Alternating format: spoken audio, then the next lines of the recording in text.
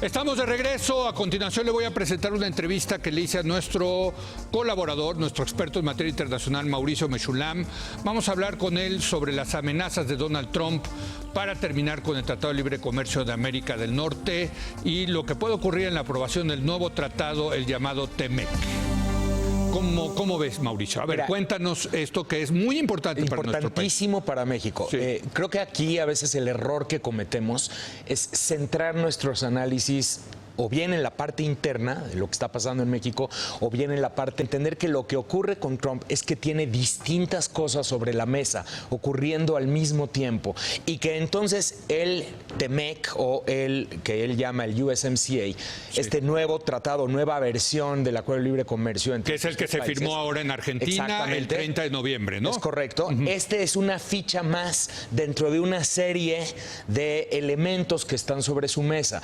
Por lo tanto, efectivamente lo está usando como una especie de baraja de cambio y como un elemento para presionar a los demócratas. Es decir, lo que él dice es muy a su estilo negociador. Sí. Te voy a obligar a que aceptes mis términos. ¿Cómo lo hago?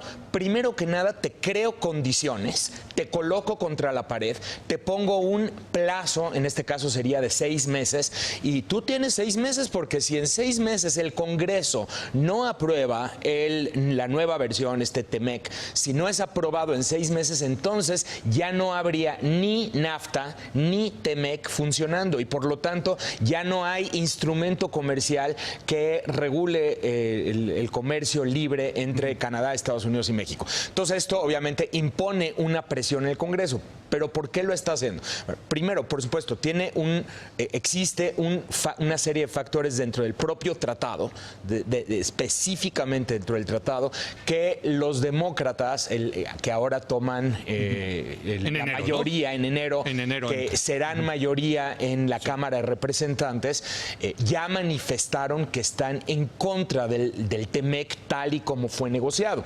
Entonces, o sea, quieren revisar. Pero eso típicamente ocurre, ¿no, Mauricio? Eso típicamente ocurre porque hay que entender, primero, hay una lógica política interna en Estados Unidos donde no quieren darle al presidente una victoria tan simple. Sí. Obviamente no olvidemos que para el presidente es como su medalla, decir, miren cómo mi estrategia de negociación funciona. Sí. Yo presioné a México, presioné a Canadá y ahora les vengo manejando un nuevo acuerdo mejor, más favorable a Estados Unidos. Más proteccionista, hay que decirlo. Es un acuerdo que según Trump es el producto de sus grandes estrategias negociadoras, lo que obviamente se cuelga esta medalla. Entonces no quieren darle esta medalla política.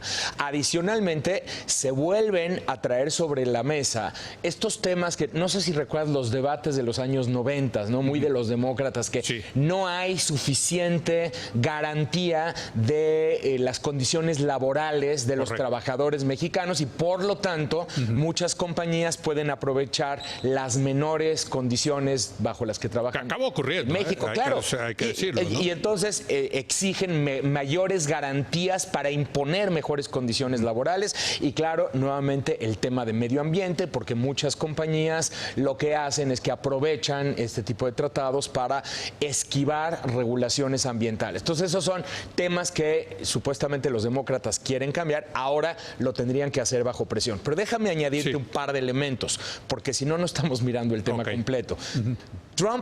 Para Trump, el tema fundamental, y así lo ha hecho saber en Twitter, lo ha hecho saber en sus declaraciones, el tema fundamental es la migración.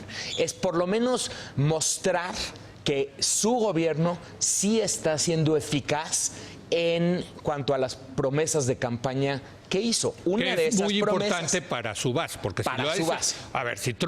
si esto es importante para Trump, porque lo que está detrás es que es importante para su base. Es importante para su base porque así lo prometió. Entonces aquí no se trata necesariamente de ser eficaz en cuanto a la migración, sino de hacer sentir a su base que él está siendo eficaz. Correcto. ¿Y cuál era la principal promesa en ese sentido? El muro. Entonces, dentro de la mesa, de esta mesa de negociación y dentro del mismo anuncio que hizo en el avión presidencial de que se iba a retirar del Telecán, también dice que va a obligar a los demócratas en la Cámara de Representantes a fondear por lo menos con $5,000 millones su muro.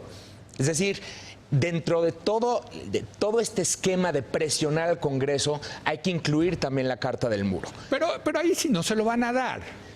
No. Los demócratas no le van a dar el dinero para el muro. Eso me queda clarísimo. Eso es totalmente claro, pero...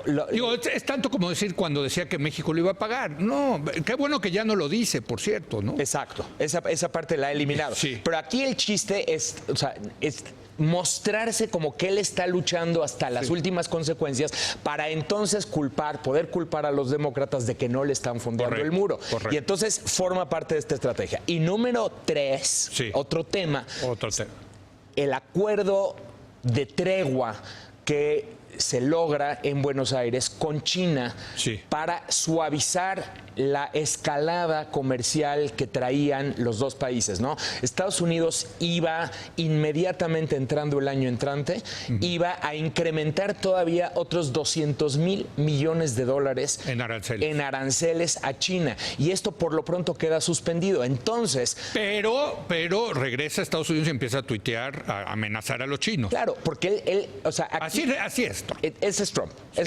O sea, él se tiene que mostrar fuerte. O sea, por un lado, ya entendió que esto está teniendo ciertos costos y que necesita suavizar. Pero por otro lado, va a seguir usando su estrategia de comunicación. Entonces, fíjate, al mismo tiempo que decide entrar en tregua con China, escala la cuestión comercial con México. Entonces, y Canadá, con México y Canadá. Entonces, o sea, al final forma parte del mismo esquema. Le bajo al tema de China, pero le subo un par de rayitas al tema México-Canadá, y de esa forma me estoy mostrando como que sí soy un duro que está protegiendo los intereses de Estados Unidos gracias a este extraordinario nuevo acuerdo que sustituye al anterior tan terrible. Y sale a presumir que él es el señor arancel, ¿no? Mr. Y entonces Tariff. Lo dice en Twitter, no olviden que yo soy Mr. Tariff, o sea, el señor arancel. Ahora, déjame, porque me quedan un par de minutos, te lo quiero preguntar directo. ¿Esto cómo afecta a México? ¿Sí hay más incertidumbre? Sin duda. Esto claro que inyecta... ¿Hay una probabilidad de que no se apruebe el TEMEC en el Congreso de Estados Unidos? Porque ese sería el factor, ¿no? Y creo que aquí el tema delicado para México es que son una serie de variables que no necesariamente están en nuestras manos. Es decir, si efectivamente, como parece ser, Trump empieza a negociar muy duro con el Congreso, o sea, no está entrando en diálogo con el Congreso. Y entonces, a ver, claro. ¿Tú crees que va a ser suavecito? No. Negociador con el Congreso. Pero ya se lo está demostrando. Claro, esta es la señal de que la negociación ocurrirá una vez creadas las condiciones duras. Sí. Pero este es el tema. ¿Cómo va a reaccionar Pelosi y los demócratas? Si los demócratas reaccionan con la misma dosis de dureza y esto se convierte en una guerra, como en una guerra interna, en donde pues que esto llegue a las últimas consecuencias. A nadie le importa qué pase con el famoso Tratado de Libre Comercio. Entonces sí puede ocurrir, y esto lo veremos con volatilidad incrementada. A mí no me cabe la menor duda que la volatilidad de nuestros mercados se va a ver incrementada en la medida en que esta guerra siga escalando. Entonces, porque Trump puede decir yo me salgo, porque ya todavía no firma. Todavía no lo anuncia hasta este momento. Anunció que iba a invocar la cláusula 2205 para salirse del NAFTA, del TELCAN. No lo ha hecho, pero digamos, la va a invocar. Exacto. Tiene 6 meses. Y puede ser que el Congreso diga, pues no te paso el TEMEC y que tampoco quede el TELCAN.